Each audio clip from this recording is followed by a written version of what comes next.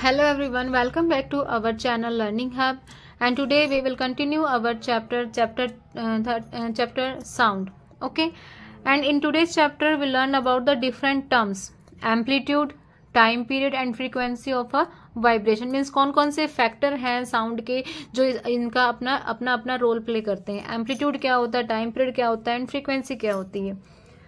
We have learn that to and fro motion of an object is known as a vibration. Means जो to and fro motion होता है, ये वाला जो motion होता है to fro back and forth, मतलब पीछे जा रहा है आगे आ रहा है, पीछे जा रहा है आगे आ रहा है, तो ये जो मोशन होता है किसी भी ऑब्जेक्ट का, ये क्या होता है, वाइब्रेशन होता है। This motion is also called a oscillatory motion, और इसी मोशन को हम क्या बोलते हैं, oscillatory motion. You have already learned in earlier classes about the oscillatory motion। Means हमने क्लास 7th के अंदर भी ये पढ़ा हुआ है कि oscillatory motion क्या होता है और उसका टाइम पीरियड क्या है। The number of oscillations per second is called the frequency of oscillation। मतलब कितने oscillations हो रहे हैं एक सेकेंड में, that is known as a frequency of oscillations। कितने ऑसिलेशन है एक सेकंड के अंदर, मतलब कितने ऑसिलेशंस हो रहे हैं एक सेकंड के अंदर, कितनी मूवमेंट हो रही है एक सेकंड में, that is known as the frequency.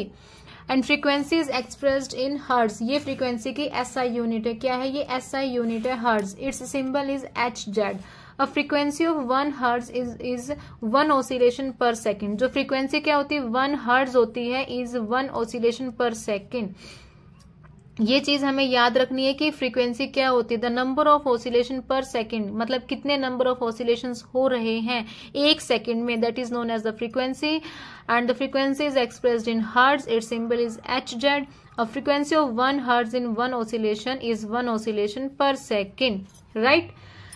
If an object oscillates 20 times in 1 second, how would be its frequency? अब आप ये मुझे बताएंगे कि अगर कोई ऑब्जेक्ट ऑसिलेट करता है 20 टाइम, 20 टाइम, मतलब 20 बार वो एक सेकंड के अंदर ऑसिलेट करता है, तो उसकी फ्रीक्वेंसी कितनी होगी। यहाँ से आपको इसकी डेफिनेशन से आपको इसकी फ्रीक्वेंसी जो है वो निकालनी पड़ेगी। द नंबर ऑफ ऑसिलेशंस पर second is called the frequency of oscillations. मतलब जितने ऑसिलेशन है उतनी उसकी फ्रीक्वेंसी होगी एक सेकेंड के अंदर। You can recognize many familiar sounds without seeing the objects producing them। Means अगर हम कोई ऑब्जेक्ट भी नहीं देखते और हम उसकी साउंड सुन लेते हैं तो हमें पता चल जाता है कि हाँ ये साउंड उस ऑब्जेक्ट की है। और ये अगर हम ह्यूमन बींग्स के अंदर देखते हैं, अगर मैं अपने किसी फ्रेंड को देखती हूँ, अगर मैं अपनी बेटी को देखती हूँ या अपने किसी फ्रेंड को देखती हूँ, फादर को देखती हूँ, तो हमें उनकी साउंड पता है कि हाँ ये इनकी आवाज कैसी है। तो हम बिना देखे अगर वो साउंड हमें सुनाई दे जाती है तो हम पहचान जाते हैं कि ये साउंड इस पर्सन की है। हाउ इज इट पॉसिबल, ये कैसे पॉसिबल है।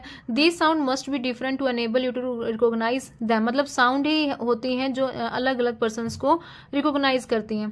Have you ever thought what factors make them different, मतलब कौन से ऐसे फैक्टर हैं जो इनको डिफरेंट बनाते हैं। Amplitude and frequency are 2 important properties of any sound. एक एम्पलीट्यूड और एक फ्रीक्वेंसी, ये 2 इंपॉर्टेंट प्रॉपर्टीज होती हैं किसी भी साउंड की। Can we differentiate sound on the basis of their amplitude and frequency. अब एक यहाँ पे मैं ये बनाती हूँ, वेव्स बनाती हूँ, ठीक है। जब भी कोई साउंड ट्रेवल करती है तो वो वेव्स की फॉर्म में ट्रेवल करती है, राइट। अब ये कितनी हाई जा रही है, ये कितनी हाई जा रही है, that is known as the amplitude. मतलब इसकी हाइट कितनी है, इस वेव की हाइट कितनी है, उस हाइट से हमें पता लगाएंगे कि वो उसकी क्या है, एम्पलीट्यूड है। और दोनों हाइट्स के बीच का जो डिफरेंस होता है, हाइट्स के बीच का जो डिफरेंस होता है, that is known as the wavelength. ये क्या होगा, हमारा वेव लेंथ होगा। मीन्स अगर हमारा एम्पलीट्यूड हाई है तो वो क्या होगी, लाउडनेस ज्यादा होगी। उसके अंदर लाउडनेस क्या होगी, अगर हमारी हाइट यानी एम्पलीट्यूड, अगर हमारा एम्पलीट्यूड क्या है, ज्यादा है, तो लाउडनेस भी क्या होगी, ज्यादा होगी। और अगर एम्पलीट्यूड कम है, अगर एम्पलीट्यूड ऐसे कम है, ये वाली हाइट अगर कम है, ये चीज अगर कम है, तो हमारी साउंड क्या होगी, वो सॉफ्ट होगी। तो यहां से हमें पता चल रहा है कि अगर एम्पलीट्यूड ज्यादा है तो उतनी ही ज्यादा उसकी लाउडनेस होगी, एम्पलीट्यूड कम है तो उतनी ही ज्यादा उसकी आवाज में क्या होगी, सॉफ्टनेस होगी। और ये ऐसे वेव्स की फॉर्म में जो है साउंड जो है वो प्रोपेगेट करती है। Now take loudness and pitch. Take a metallic tumbler and a tablespoon.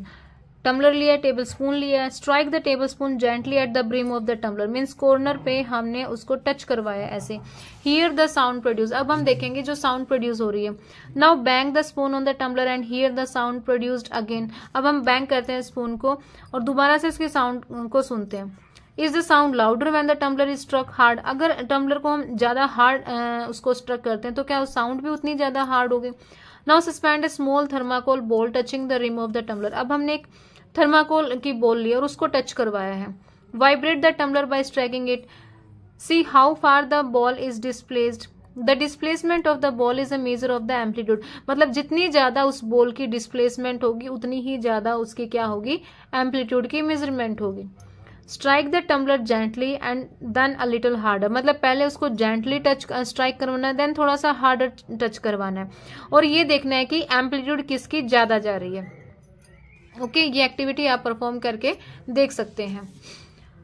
Now loudness of sound is proportional to the square of the amplitude, loudness ये याद रखना है कि जितनी ज्यादा लाउडनेस क्या होती है साउंड की, वो प्रोपोर्शनल होती है किसके, स्क्वायर ऑफ द एम्पलीट्यूड के, of the vibration producing the sound. For example if the amplitude becomes twice, अगर एम्पलीट्यूड क्या है, ट्वाइस है, the loudness increases by the factor of 4, means अगर एम्पलीट्यूड हमारा कितना है, लाउडनेस कितना हो जाएगा, लाउडनेस कितना क्या होता है इसका, डायरेक्टली प्रोपोर्शनल होता है इसके स्क्वायर के।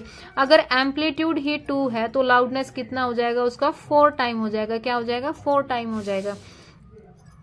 Loudness of sound is proportional to the square of the amplitude, amplitude अगर 2 है तो लाउडनेस क्या हो जाएगा, 4 हो जाएगा।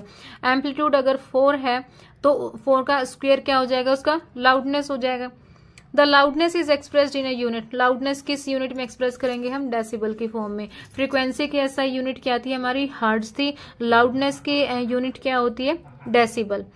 अब ये टेबल जो है ये हमारे लिए इंपॉर्टेंट है, एमसीक्यूज जो है वो यहाँ से बनते हैं कि नॉर्मल ब्रीथिंग कितनी होती है, 10 डेसिबल, सॉफ्ट विस्परिंग जो होती है एट 5 क्या होती है, 30 डेसिबल होती है, नॉर्मल कन्वर्सेशन कितनी होती है, 60 डेसिबल होती है उसकी साउंड, बिजी ट्रैफिक कितना होता है, 70 डेसिबल होता है, एवरेज जो फैक्ट्री होती है वो 80 डेसिबल होता है, और above 80 decibel the noise becomes physically painful, means वो हमारे कानों में चुभने लगती है अगर 80 डेसिबल से अबव अगर हमें कोई भी वॉइस जो है वो सुनाई देती है। तो लाउडनेस जो है वो डिपेंड करती है उसके एम्पलीट्यूड के ऊपर, लाउडनेस किसके ऊपर डिपेंड करती है, उसके एम्पलीट्यूड के ऊपर, मतलब जितना एम्पलीट्यूड होगा उसका डबल क्या हो जाएगा, उसकी लाउडनेस हो जाएगी। When the amplitude of vibration is large, अगर एम्पलीट्यूड वाइब्रेशन लार्ज है, the sound produces large, तो उतना ही ज्यादा साउंड प्रोड्यूस होगा। When the amplitude is small, the sound produces feeble, मतलब वो सॉफ्ट होगी। यही चीज मैंने आपको बताई है कि ये जितना ज्यादा हाई होगा, एम्पलीट्यूड जितना ज्यादा हाई होगा उतनी ही लाउडनेस जो है वो हमारी इंक्रीज कर जाएगी। अगर एम्पलीट्यूड कम है तो लाउडनेस भी क्या होगी हमारी, मतलब साउंड भी क्या होगी हमारी, सॉफ्ट होगी। ओके, तो ये भी एक फैक्टर है main, loudness and frequency sound का।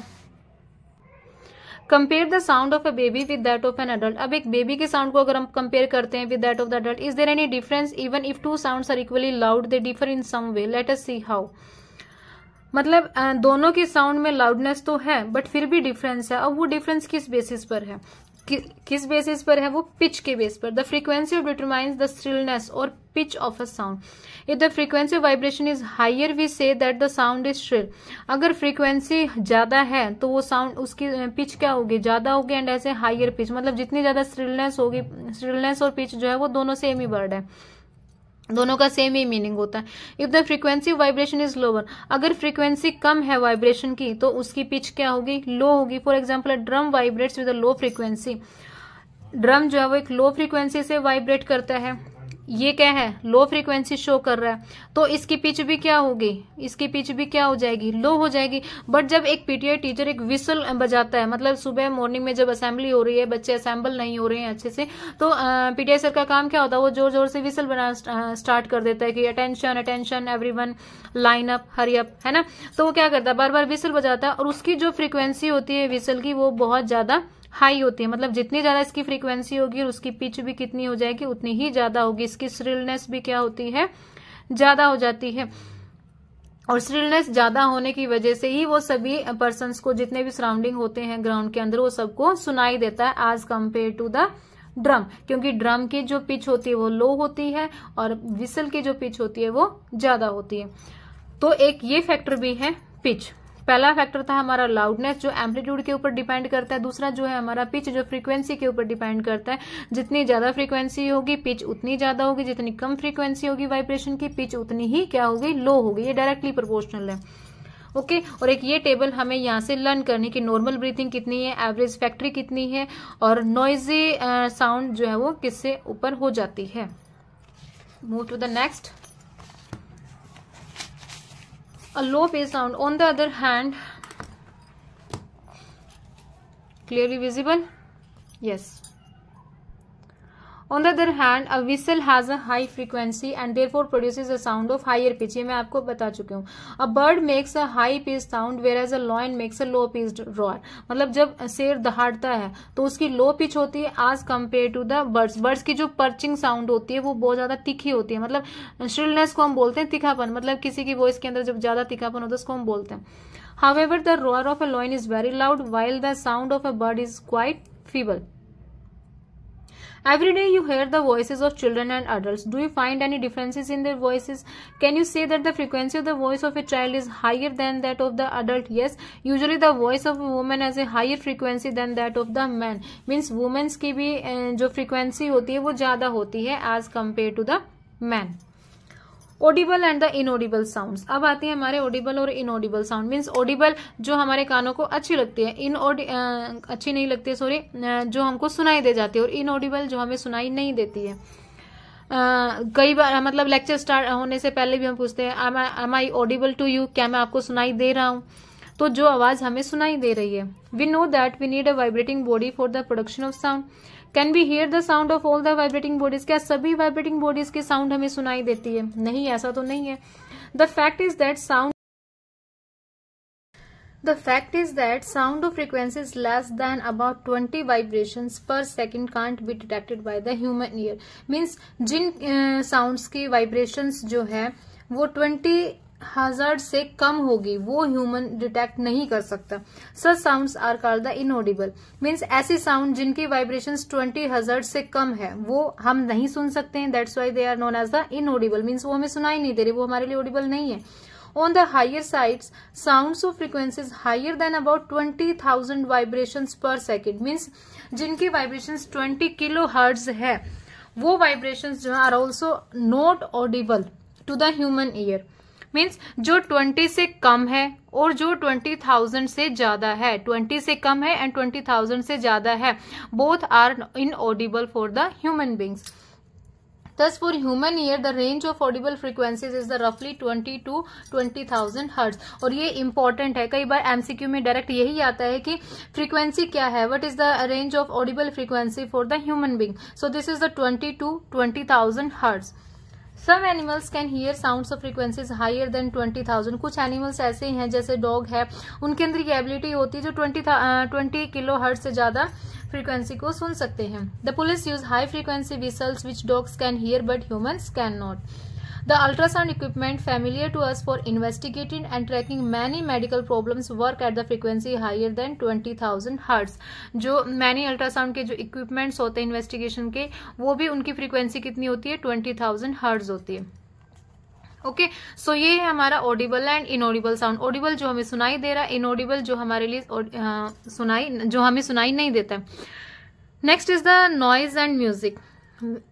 मतलब एक होता है नॉइज जो हमारे कानों को अच्छा नहीं लगता, जो हमें सुनने में अच्छा नहीं लगता है, जिसमें बहुत ज्यादा शोर होता है, वो क्या होता है? नॉइज होता है। और एक होता है म्यूजिक जो हमें अच्छा लगता है सुनने के लिए और हम बार बार सुनते भी हैं म्यूजिक। दोनों में क्या है? डिफरेंस है। We hear different types of sounds around us. Is the sound always pleasing? क्या हमेशा साउंड हमें खुश करने के लिए होती है? मतलब हमेशा हमें अच्छी लगती है sounds? Does a sound sometimes cause discomfort to you? मतलब कुछ साउंड ऐसी है जो हमें डिस्कम्फर्ट फील करती है, मतलब हमें अच्छा नहीं लगता है। Some sounds are pleasant to the ear. और कुछ साउंड ईयर को प्लेजेंट लगते हैं, whereas some are not. Suppose construction work is going on in your neighborhood. मतलब हम मानते हैं कि कई बार नेबरहुड में क्या है, कंस्ट्रक्शन वर्क चल रहा है, वो पूरा दिन क्या करते रहते हैं? खटपट खटपट ऐसे, कभी ब्रिक्स तोड़ रहे हैं, कभी पिलर्स लगा रहे हैं, कभी कुछ कर रहे हैं। तो वो जो साउंड है वो एक दिन अच्छी लग रही है, सेकंड डे अच्छी लग रही है, बट थर्ड डे क्या है, हम उससे बहुत ज्यादा परेशान हो जाते हैं, वो हमारे लिए हम उसमें कंफर्टेबल फील नहीं कर पाते। तो उस टाइम पे वो साउंड क्या बन जाती है? नॉइज बन जाती है। Do you enjoy the sound produced by horns of buses and trucks? कई बार ट्रैफिक में होते हैं तो वो जो साउंड होती है वो भी हमें बहुत परेशान करती है. Such unpleasant sounds are called the noise. तो जो साउंड हमें अच्छी नहीं लगती है और हमारे लिए डिस्कम्फर्ट क्रिएट कर देती है, that is known as a noise. In a classroom if all the students speak together what would sound produced be called? मतलब अगर क्लासरूम में एक साथ सभी स्टूडेंट्स बोलते हैं तो वो भी क्या कहलाता है? आपका नॉइज कहलाता है, right? On the other hand, you enjoy sound from the musical instrument. Musical sound is one which is pleasing to the ear. मतलब musical sound वो है जो हमें अच्छी लगती है. Sound produced by a harmonium is a musical sound. The string of a sitar also gives out a musical sound. But if a musical sound becomes too loud, would it remain melodious? नहीं, वो भी melodious नहीं होती है क्योंकि वो भी फिर हमें अच्छी नहीं लगती है. कानों में क्या हो जाता है? सब चुभने लग जाती है, उसकी पिच बहुत हाई हो जाती है, स्टिलनेस ऐसे तीखापन सा लगता है कानों में. तो हर एक चीज की एक नॉर्मल रेंज ही हमें जो है वो अच्छी लगती है. Next is the noise pollution. Means इतनी ज्यादा नॉइज हो रही है, साउंड ज्यादा हो रही है, तो उससे क्या है? नॉइज पोल्यूशन क्रिएट होता है. You already know that air pollution presence of unwanted gases. मतलब एयर पोल्यूशन होता है अनवांटेड गैसेस की वजह से. वैसे ही सेम कुछ वाटर बॉडीज के अंदर इम्प्योरिटीज आ जाती हैं तो वो क्या हो जाता है? वाटर पोल्यूशन हो जाता है. वैसे ही सेम हमारा क्या है? अगर एक्सेस में कहीं पे अनवांटेड साउंड्स आ रही हैं इन्वायरमेंट के अंदर, that cause the noise pollution. Means presence of excessive or unwanted sounds in the environment is called the noise pollution. Can you list some sources of noise pollution? Major causes of noise pollution are the sounds of vehicles, explosion including bursting of crackers. अब दिवाली आने वाली है, दिवाली पे जो पटाखे बजते हैं वो बहुत ज्यादा इरिटेटिंग होते हैं. Machines, loudspeakers. What sources in the home may lead to the noise? मतलब कौन कौन से ऐसे सोर्सेज हैं जो नॉइज क्रिएट करते हैं? Television and transistor, radio at high volumes, some kitchen appliances, desert coolers, air conditioners, all contribute to the noise pollution. ये सभी क्या करते हैं? नॉइज पोल्यूशन के अंदर अपना ये नॉइज पोल्यूशन जो है वो क्रिएट करते हैं. ओके, नॉइज पोल्यूशन क्या होता है? मीन्स जब एक्सेस में और अनवांटेड साउंड हमारे इन्वायरमेंट में आ जाती है, that is known as the noise pollution. Same air pollution, same with the water pollution. What are the harms of noise pollution? अब क्या क्या हार्म्स हो सकते हैं नॉइज पोल्यूशन के? Lack of sleep. मीन्स अब हम आराम से अपने रूम में सो रहे हैं बट एकदम अचानक से कहीं पे डीजे बनना स्टार्ट हो जाता है, लाउड डीजे की वॉल्यूम आना स्टार्ट हो जाती है, तो वो क्या है? Lack of sleep. मतलब हमारी नींद जो है वो खराब हो जाती है. Hyper tension, high blood pressure हो जाता है. एंग्जाइटी, मतलब गुस्सा आ जाता है, चिड़चिड़ापन हो जाता है हमारे अंदर. And many more health disorders may be caused by the noise pollution. Lack of sleep, hypertension क्या होता है? हाई ब्लड प्रेशर होता है. एंग्जाइटी, इरिटेशन होती है. And many more health disorders may be caused by the noise pollution. A person who is exposed to a loud sound continuously may get temporary or even the permanent impairment of hearing. Means उसको permanent सुनना क्या हो जाएगा? बंद हो जाएगा. तो ये क्या है? साइड इफेक्ट्स हैं नॉइज पोल्यूशन के. Measures to limit the noise pollution. मतलब हमें क्या करना चाहिए नॉइज पोल्यूशन को कंट्रोल करने के लिए? To control noise we must control the sources of noise. How can this be achieved? For this means हम इसको कैसे कम कर सकते हैं? हम ट्रैफिक लाइट में खड़े हैं, रेड लाइट हो रखी है और फिर भी हम हॉर्न पे हॉर्न दे रहे हैं आगे वाली कार को या आगे वाली व्हीकल को, बट जब तक वो ग्रीन लाइट नहीं होगी तब तक वो आगे थोड़ी ना जाएगी. इसलिए पहला पॉइंट तो यही है कि जब भी हम ड्राइविंग कर रहे हैं तो हमें एक्सेस में हॉर्न यूज नहीं करना. मतलब जब हमारे लिए जरूरी है, नेसेसरी है कि हाँ अब तो हमें हॉर्न बजाना ही पड़ेगा, तब हमें हॉर्न का यूज करना चाहिए. इससे भी हम नॉइज पोल्यूशन को कम कर सकते हैं. बाकी देखो इसमें पैराग्राफ में पढ़ के देखते हैं क्या क्या लिखा है. How can this be achieved? For this silencing devices must be installed in the aircraft engine. जो एयरक्राफ्ट इंजन है वहां पे साइलेंसिंग डिवाइसेज का इंस्टॉलमेंट होना चाहिए. Transport vehicles, industrial machines and home appliances, इन सब में.